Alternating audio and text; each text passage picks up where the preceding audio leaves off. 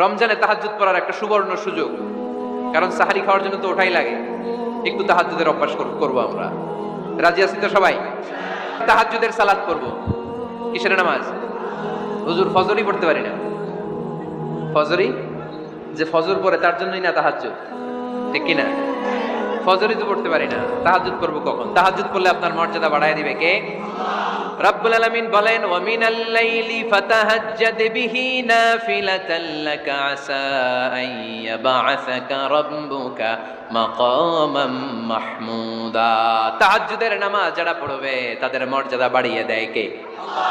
কারণ ওই মুহূর্তে আল্লাহ প্রথম আকাশে নেমে আসেন আর ডাকে, আলা মিন মুস্তাগফিরিন আগফিরালা, কার ক্ষমা দরকার ক্ষমা চা, ক্ষমা করে দেব। আলা মিন মুস্তাকসিন আকসুলা, কার খাবারের দরকার পোশাকের দরকার চাও দিয়ে দেব। চাও, কার কি লাগবে চাও আমি দিয়ে দেব। এজন্য শেষ রাতের দোয়া আল্লাহ কবুল করে।